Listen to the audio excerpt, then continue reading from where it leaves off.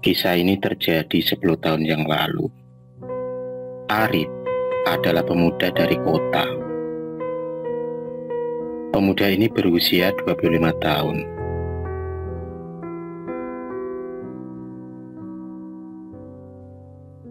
Pemuda berusia 25 tahun itu memelihara kakek dan neneknya dengan penuh kasih sayang. Dia segera masuk ke rumah dan melemparkan jaketnya di kursi.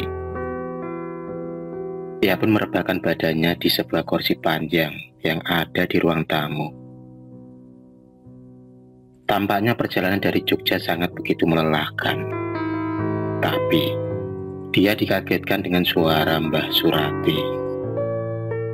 "Leh, bangun. Sudah sore." Arif mencium aroma kopi hitam bikinan neneknya. Dengan ditemani pisang rebus, Arif langsung melahapnya. Mbah Suryono tampak tersenyum melihat tingkah laku cucu kesayangannya itu. Mbah Suryono tampak lelah karena baru pulang dari sawahnya, dengan memikul cangkul di pundaknya dan memakai caping dari bambu. Mbah Suryono masih tampak segar di usia tuanya.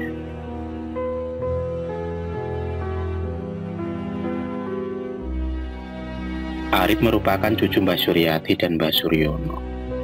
Dia adalah seorang mahasiswa di Yogyakarta. Arif selalu menyempatkan diri menengok nenek dan kakeknya itu setiap libur di masa kuliahnya. Keesokan paginya, Arif bangun pagi-pagi. Dia tak sabar menghirup udara segar di pedesaan. Suasana yang asri, sejuk, dan terdengar kicauan burung bersautan. Dengan membawa kamera digital di tangannya, Arif selalu mengambil foto di setiap sudut area pedesaan. Tampak padi yang menghijau terbentang luas di area persawahan. Suasana yang berbanding terbalik dengan kotanya yang penuh kendaraan berlalu lalang dan udara yang berpolusi. Dengan duduk di bawah pohon yang beralaskan rumput, Arif tampak sangat menikmati suasana yang harmonis, penuh dengan kedamaian. Dia teringat masa lalunya di desa itu. Masa lalu, semasa masih kecil, di mana dia selalu diajak Mbah Suryono ke waduk untuk menggembala kerbau. Waduk itu sendiri adalah bendungan yang digunakan untuk mengairi persawahan. Yang konon, waduk itu dibangun pada masa penjajahan kolonial Belanda. Dan rakyat pribumilah yang dipekerjakan secara paksa atau kerja rodi. Mbah Suryono adalah salah satu orang yang menjadi pekerjanya. Dan kata Mbah Suryono, ketika dia masih kecil dulu, beliau melihat secara langsung penindasan tentara Belanda pada rakyat pribumi. Bahkan, banyak yang mati dan mayatnya dibiarkan tergeletak di area waduk. Anehnya, sampai saat ini, waduk itu selalu memakan korban setiap beberapa tahun sekali. Entah untuk jadikan tumbal atau untuk persembahan pada sang penghuni waduk itu sendiri, yang katanya dihuni oleh ular raksasa. Sampai saat ini, warga sekitar masih kurang mengerti akan kejadian orang yang mati tenggelam secara tiba-tiba di waduk. Mereka hanya mengingatkan para warga untuk selalu waspada dan hati-hati saat air waduk mulai penuh.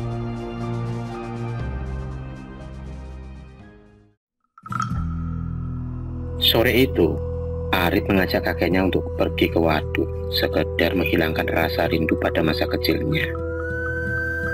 "Ojo le, ndak baik sore-sore kelayaban." "Ojo le, ndak baik sore-sore kelayapan." Terdengar suara Mbah Surati dari balik pintu. Arif pun masuk ke rumah dengan wajah cemberutnya. Malam pun tiba. Jam menunjukkan pukul 9 malam. Arif belum bisa memejamkan kedua matanya, dan Arif pun mulai bosan karena hanya tidur-tiduran di kamar.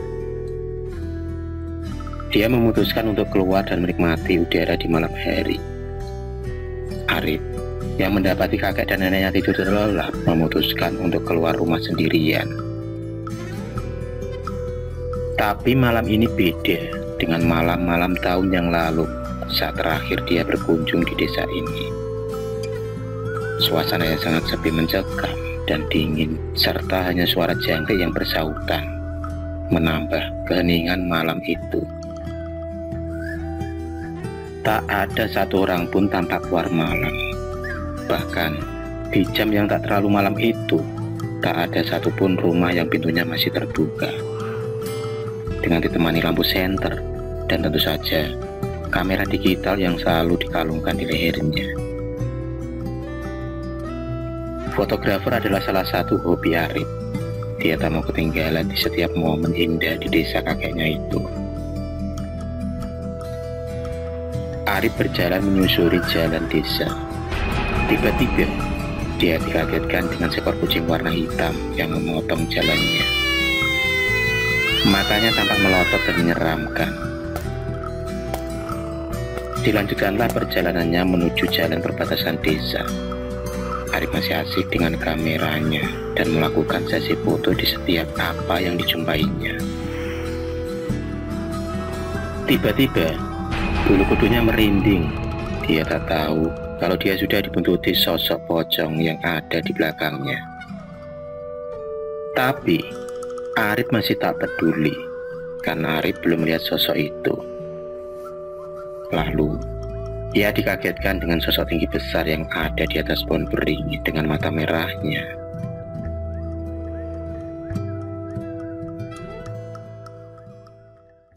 Arif pun lari terbirit-birit. Dia ketakutan dan langsung membuka pintu sesampai di rumah kakeknya. Seumur-umur, baru kali ini Arif menemui makhluk menyeramkan seperti itu.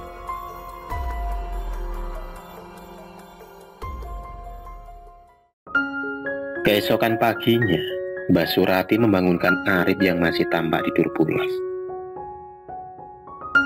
Arif pun terbangun. Setelah mandi dan sarapan, Arif mengambil kamera digitalnya dan melihat-lihat hasil jepretannya tadi malam. Astagfirullahaladzim. Arif menjerit dan tak sengaja melempar kameranya ke atas meja. Kemudian Arif mencoba mengambil dan melihat foto yang ada di kamera itu. Terlihat jelas sosok berbaju putih, berambut panjang, sedang duduk di atas batu besar. Ia pun terkaget karena semalam hanya mengambil foto batu besar dan tak ada sosok wanita seperti yang ada di dalam kameranya itu. Mbak Surati yang mendengar teriakan Arif lalu menghampirinya. Mbak Surati juga menanyakan dari mana saja dia semalam. Setelah melihat foto yang ada di kameranya Arif, Mbak Surati juga tampak takut dan kaget melihat hasil jepretan cucunya itu. Mbak Surati melarang Arif untuk keluar di malam hari. Malam hari pun tiba. Arif merupakan pemuda yang pemberani. Bukannya takut akan kejadian yang semalam, tapi dia malah semakin penasaran. Arif mengendap-endap keluar rumah tanpa meminta izin kepada simbahnya. Dia berjalan menuju batu besar seperti kemarin malam. Tampak ada sesajen berupa dupa, telur, kemenyan, dan bunga-bungaan. Sesajen itu tergeletak di bawah batu besar, dan tak jauh dari sesajen itu tergeletak sebuah baju daster yang tak tahu milik siapa. Dalam keheningan malam itu, terdengar suara tangisan dari kejauhan.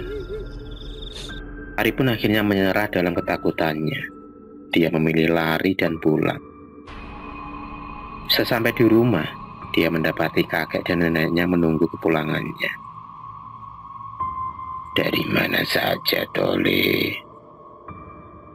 Arif, yang masih tampak ketakutan dengan nafas yang tak beraturan, pun menjawab kalau dia mendengar tangisan mengerikan.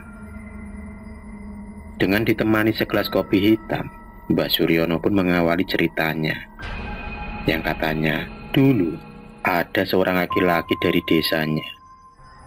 Sebut saja namanya Susanto. Susanto pagi itu berpamitan kepada istrinya untuk mengambil ikan di waduk yang tak jauh dari rumahnya. Dia berangkat dengan hati gembira, berharap akan mendapatkan ikan yang banyak. Setelah sampai di waduk, dia melihat benda hitam bulat yang tampak mengapung dari kejauhan. Dia pun berpikir kalau itu hanyalah sekantong plastik yang dibuang sembarangan.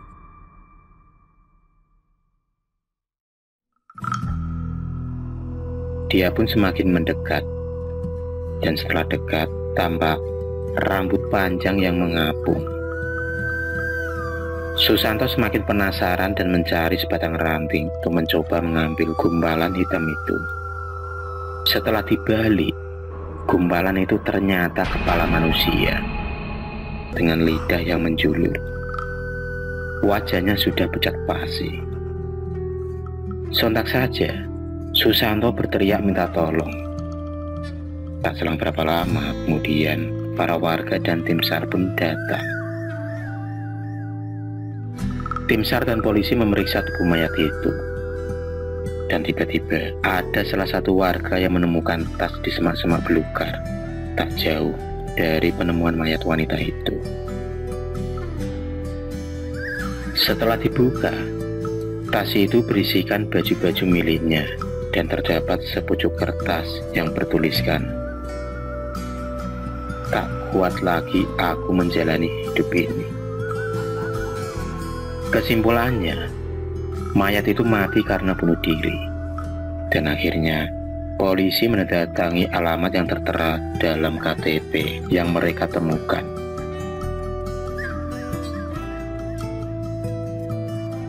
Dan benar saja, wanita itu pergi dari rumah 3 hari yang lalu.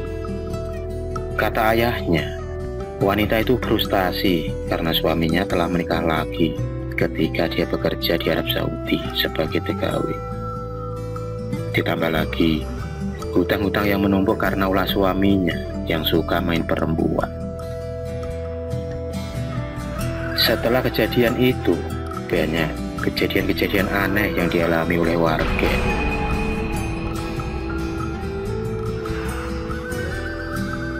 Sering terjadi penampakan-penampakan makhluk tak kasat mata. Bahkan, warga sering mendengar ketukan pintu di malam hari.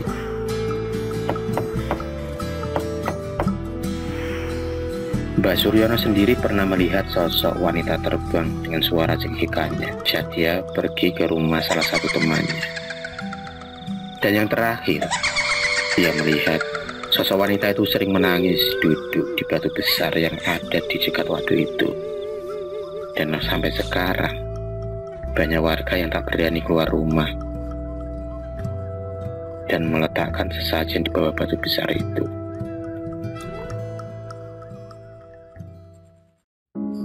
Banyak warga yang berpendapat kalau wanita itu adalah sosok arwah wanita yang mati bunuh diri di tempat itu.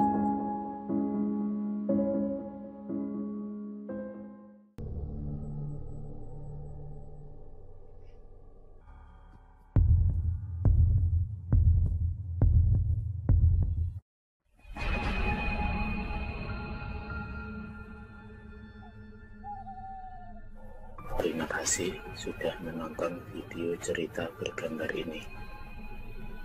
Klik subscribe untuk terus mendapatkan video-video cerita bergambar selanjutnya. Semangat berkarya.